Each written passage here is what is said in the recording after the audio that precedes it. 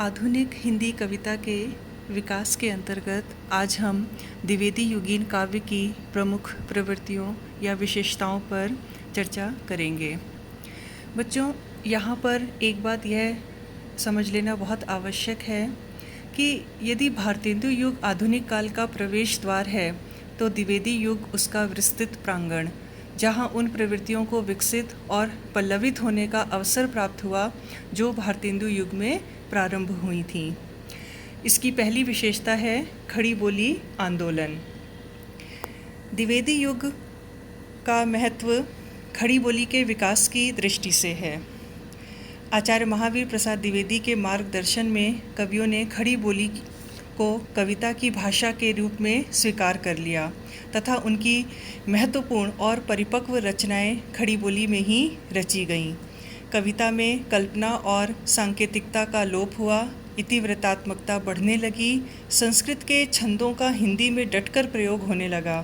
धीरे धीरे खड़ी बोली में मार्दव और सकुमार आया, अर्थात उसमें व्यवस्था, कोमलता और परिपक्वता का समावेश हुआ, जिसके कारण लक्षणामूलक प्रतीकात्मक शैली का काव्य भी खड़ी बोली में लिखा जाने लगा। आधुनिक युग में खड़ी बोली साधारण बोलचाल की और साहित्य दोनों की भाषा बनी हुई है। खड़ी बोली आंदोलन सफल हुआ। आचार्य द्विवेदी और उनके मंडल के अनुशासित कवियों ने खड़ी बोली के व्याकरण सम्मत, सुसंस्कृत तथा परिष्कृत रूप को प्रस्तुत किया। वस्तुतः द्विवेदी युग में गद्य और पद्य दोनों की भाषा में एकता की स्थापना हुई। यह इस युग की महत्वपूर्ण घटना है। कवियों ने इस भाषा को काव्योपयोगी, सरस और रमणीय बनाने में योगदान दिया। इस युग की दूसरी महत्वपूर्ण विशेषता है देशभक्ति और राष्ट्रीय भावना। देशभक्ति और राष्ट्रीय भावना की दृष्टि से द्विवेदी युग के प्रायः सभी कवियों ने देशभक्ति की कविताओं की रचना की। वास्तव में राष्ट्रीयता इस युग के काव्य की प्रमुख प्रवृत्ति थी। देश के प्राकृतिक सौंदर्य, सांस्कृतिक गौरव और नैतिक साहस के गुणगान द्वारा इन कवियों ने जन जन के स्वाभिमान को जगाया और स्वतंत्रता के लिए आत्मोत्सर्ग की भावना को प्रबुद्ध किया। इस युग में राष्ट्रीय भावना का स्वर प्रखर, निर्भीक और स्पष्ट है। द्विवेदी युगीन कवि वर्तमान की अवस्था पर आंसू नहीं बहाता, उसमें अंग्रेजी साम्राज्य का विरोध करने का दृढ़ संकल्प है। निस्संदेह इस युग की राष्ट्रीय भावना का रूप अधिक प्रांजल और विशद है। मैथिली शरण गुप्त, सियाराम शरण गुप्त, श्रीधर पाठक, राम नरेश त्रिपाठी, गोपाल शरण सिंह आदि नैतिकतावादी तथा स्वच्छंदतावादी दोनों प्रकार के कवियों में देश प्रेम की भावना का स्वर मुखर है। इस युग की अगली विशेषता है समाज सुधार और जन जागरण। इस युग के कवियों ने समाज सुधार और जन जागरण के स्वर को अपने काव्य में वाणी दी। इन दिनों आर्य समाज, ब्रह्म समाज, प्रार्थना सभा जैसी संस्थाओं की प्रेरणा से समाज सुधार की प्रवृत्ति को विशेष प्रोत्साहन मिल रहा था, जिसके प्रभाव स्वरूप अंधविश्वास, बाल विवाह, विधवा विवाह, अछूतोद्धार, स्त्री शिक्षा आदि विषय भी कविता की परिधि में आ गए। इस युग के काव्य में दीनहीन कृषकों तथा संतप्त नारियों का बड़ा ही कारुणिक वर्णन मिलता है। इन कवियों ने देश की विपन्नता, सामाजिक कुरीतियों, रूढ़ियों, आडंबरों का स्पष्ट एवं उग्र स्वर में वर्णन किया है। इस युग में दहेज ठहराना अभिशाप माना गया, ठहरानी का विरोध हुआ। इन्हीं को लेकर ठाकुर गोपाल शरण सिंह ने दहेज की कुप्रथा और महावीर प्रसाद द्विवेदी ने ठहरौनी कविताएं लिखीं। बाह्य आडंबरों के विरोध में नाथूराम शर्मा शंकर का गर्भरंडा रहस्य, सैयद मीर अली का बूढ़े का ब्याह जैसे सशक्त व्यंग्य काव्य लिखे गए। मैथिली शरण गुप्त ने किसान, सियाराम शरण गुप्त ने अनाथ और स्नेही की कृषक क्रंदन कविताओं में कृषकों की दुर्दशा पर सहानुभूति व्यक्त की गई। हरिऔध ने अपनी लेखनी से विधवा विवाह पर रोक देने वाली सामाजिक व्यवस्था पर आक्रोश में प्रहार किया है। पारिवारिक जीवन में नारी को सम्मान प्राप्त हुआ है। द्विवेदी योगीन कवि समाज सुधार से प्रेरित होकर सद्भावना पूर्वक समाज की उन्नति चाहता है और इस तरह वह जन जागरण का संदेशवाहक बन जाता है। इस युग की अगली विशेषता है भारतीय संस्कृति का गौरव गान। द्विवेदी योगीन कवि भारत के अतीत और उसकी संस्कृति का गौरव गान करता हुआ सांस्कृतिक पुनर्जागरण की आकांक्षा व्यक्त करता है। इस युग के कवि की सांस्कृतिक मूल्यों में गहरी निष्ठा है और वह वर्तमान युग तथा समाज के उद्धार और उत्कर्ष के लिए प्राचीन भारतीय संस्कृति के विविध पक्षों को काव्य में उजागर करता है। मैथिली शरण गुप्त को द्विवेदी काल में भारतीय संस्कृति का वैतालिक कहा जाता है। साकेत में कवि समुद्र पार बंदिनी भारत लक्ष्मी को पराधीनता के बंधन से मुक्त करवाना चाहता है। श्रम और स्वावलंबन का संदेश देकर द्विवेदी युगीन कवियों ने गांधीवादी विचारधारा को भी प्रकट किया है, जहां न्यायोचित अधिकारों की प्राप्ति के लिए नवयुवकों को अनुप्रेरित किया, वहीं मातृभूमि पर सर्वस्व न्यौछावर करने के लिए भारतीय जन समुदाय को उद्बोधित भी किया तथा राष्ट्रीय एकता को स्वर प्रदान किया। इन कवियों की राष्ट्रीय भावना आस्था, विश्वास, स्वाभिमान, आत्मगौरव तथा आशा जैसी भावनाएं जागृत करती हैं। इस युग की अगली विशेषता है मानवतावादी भावना। द्विवेदी युग में धर्म दृष्टि व्यापक रूप धारण कर मानवतावादी रूप धारण कर लेती है। साकेत में मैथिली शरण गुप्त राम को ईश्वर के साथ मानव रूप में भी ग्रहण करते हैं, जो धरती को स्वर्ग के समान बनाने का संदेश देते हैं। इस युग का कवि मानवता की सेवा को ही सच्ची सेवा मानता है। प्रिय प्रवास में राधा और कृष्ण के चरित्र को हरिऔध ने मानवतावादी दृष्टि से अंकित किया है। कृष्ण को कवि ने महामानव के रूप में प्रस्तुत किया है और राधा भी उन्हीं के पथ का अनुसरण करती हुई पीड़ित, क्लांत, श्रांत मानव की पीड़ा हरण करने का संकल्प लेती हैं और लोक सेवा को भक्ति का चरमोत्कर्ष मानती हैं। साकेत की सीता वन की कोल की रात और भील बालाओं को चरखा चलाकर सूत काटने की शिक्षा देती हैं।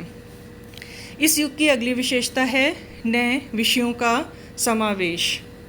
द्विवेदी युग की कविता में नए विषयों के समावेश से काव्य वर्ण में विशदता और व्यापकता आई। प्राचीन परिपाटी की कविताएं तो लिखी ही जा रही थीं, आधुनिकता के अनुरूप नए विषयों की ओर कवियों की अभिरुचि बढ़ने लगी। पुराने विषयों पर भी आधुनिक दृष्टि से विचार किया जाने लगा। मैथिली शरण गुप्त कविता को केवल मनोरंजन न मानकर उसको सदुपदेश के मर्म की बात कविता को धर्म मानते थे। कविता के विषय में चयन के संदर्भ में आचार्य महावीर प्रसाद द्विवेदी ने बहुत उचित पंक्तियाँ लिखी हैं। महावीर प्रसाद द्विवेदी कहते हैं कि कविता का विषय मनोरंजन एवं उपदेशजनक होना चाहिए। यमुना के किनारे केली कौतूहल का अद्भुत वर्णन तो बहुत हो चुका, न परकियाओं पर प्रबंध लिखने की अब कोई आवश्यकता है, न स्वकियाओं के गतागत की पहेली बुझाने की। चींटी से लेकर हाथी पर्यंत, भिक्षु से लेकर राजा पर्यंत, मनुष्य, बिंदु से लेकर समुद्र पर्यंत, जल, अनंत आकाश, अनंत पृथ्वी, अनंत पर्वत, सभी पर कविता हो सकती है। द्विवेदी युगीन कवियों ने विविध विषयों को अपने काव्य का वर्ण विषय बनाया। परंपरा और समसामयिकता का समन्वय इन कवियों में दृष्टव्य है। इस युग की अगली विशेषता है प्रकृति चित्रण। प्रकृति चित्रण की दृष्टि से द्विवेदी युगीन काव्य संपन्न है। इस युग में पहली बार प्रकृति को काव्य विषय के रूप में स्थान मिला। इससे पूर्व प्रकृति या तो उद्दीपन रूप में आती थी या फिर अप्रस्तुत विधान का अंग बनकर। इस युग में प्रकृति को आलंबन तथा प्रस्तुत विधान के रूप में मान्यता मिली। इस युग में प्रकृति का गतिशील चित्रण न होकर स्थिर चित्रण हुआ है। प्रकृति कहीं संवेदात्मक है तो कहीं इतिवृत्तात्मक। प्रकृति के बाह्य सौंदर्य के चित्रण के साथ साथ कहीं कहीं उसकी अंतरात्मा का भी स्पर्श किया गया है। इस युग की महत्वपूर्ण विशेषता है आदर्शवादिता, इतिवृत्तात्मकता और नैतिकता परक साहित्य।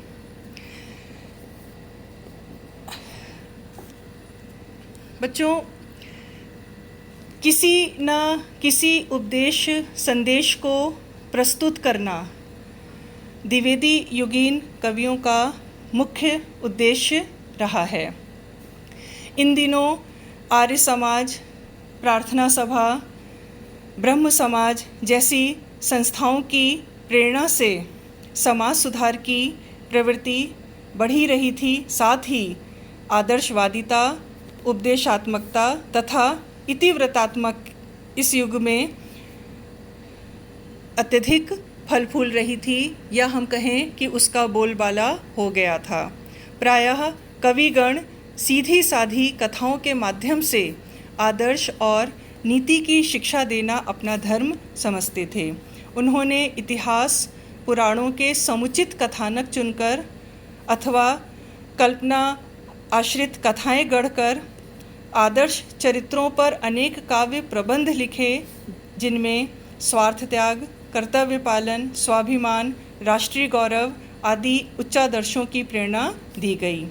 प्रेम जैसे जाने पहचाने विषय को भी व्यक्तिगत भोग अथवा आसक्ति के घेरे से बाहर निकालकर उन्होंने उसे जीवन की प्रेरक शक्ति के रूप में उच्च धरातल पर प्रतिष्ठित किया।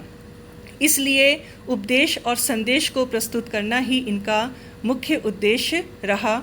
मुख्य रूप से स्थूलता एवं वर्णात्मक प्रवृत्ति के कारण इस युग के काव्य में इतिवृत्तात्मकता का ही प्राधान्य रहा। इस युग की अन्य विशेषता है छंद और अलंकार। छंद और अलंकार के क्षेत्र में भी वर्ण विषय की भांति वैविध्य देखा जा सकता है। कवियों ने मात्रिक और वर्णिक दोनों प्रकार के छंदों का सफलतापूर्वक प्रयोग किया है। कवियों ने उर्दू शैली के चौपदों में भी काव्य रचना की है। यद्यपि इस युग की अधिकांश कविताओं में अपेक्षित गहराई और कलात्मक समृद्धि के अभाव की बात की जाती है, परंतु हमें यह नहीं भूलना चाहिए कि नए नए विषयों को ग्रहण करने और खड़ी बोली को संवारने की चुनौती को स्वीकार कर इस युग के कवियों ने अद्भुत साहस का परिचय दिया था। अलंकार प्रयोग में भी ये कवि सिद्ध हस्त हैं। अनुप्रास, यमक, श्लेष, वक्रोक्ति आदि शब्दालंकारों तथा उपमा, रूपक, उत्प्रेक्षा, अतिशयोक्ति, विभावना, विरोधाभास आदि अर्थालंकारों का भी इन कवियों ने सहज रूप में प्रयोग किया है। अलंकारों का रसानुरूप प्रयोग भी इनकी विशेषता है। इस युग की एक महत्वपूर्ण विशेषता है काव्य रूप और शैली। इस युग में विभिन्न काव्य रूपों का पुष्कल प्रयोग हुआ। प्रिय प्रवास, साकेत, रामचरित चिंतामणि आदि महाकाव्यों, किसान, जयद्रथ वध, मौर्य विजय, स्वप्न आदि खंड काव्यों तथा अनेक मुक्तक गीतों की रचना इस काल के गौरव को स्पष्ट करने के लिए पर्याप्त है। अतः इस युग में प्रबंधात्मक रचनाओं का प्राधान्य रहा है। काव्य शैली की दृष्टि से इस युग के काव्य में इतिवृत्तात्मक तथा वर्णात्मक काव्य शैलियों का अधिक प्रयोग हुआ है। इस प्रकार हम बच्चों निष्कर्ष रूप में कह सकते हैं कि द्विवेदी युगीन काव्य भारतेंदु युगीन काव्य प्रवृत्तियों के विकास का युग है। इस युग में देशानुराग, समाज सुधार, अतीत की गरिमा का गान, सांस्कृतिक चित्रण, सुधार, नैतिकता, आदर्शवादिता के साथ साथ स्वच्छंदतावाद काव्य की प्रमुख प्रवृत्तियां रही हैं तथा खड़ी बोली की काव्य भाषा के रूप में प्रतिष्ठा इस युग की सर्वाधिक महत्वपूर्ण और क्रांतिकारी घटना है। पौराणिक कथावृत्तों एवं चरित्रों का पुनर्मूल्यांकन कर तथा अतीत को वर्तमान समाज के विविध आयामों के साथ जोड़कर इस काल के कवियों ने अपनी आधुनिकता का परिचय दिया है। काव्य रूपों और शैलियों की दृष्टि से भी यह काव्य संपन्न एवं समृद्ध है। फिर भी आधुनिक काव्य के द्विवेदी युगीन उत्थान में इतिवृत्तात्मकता और उपदेशात्मकता का प्राधान्य रहा है। धन्यवाद।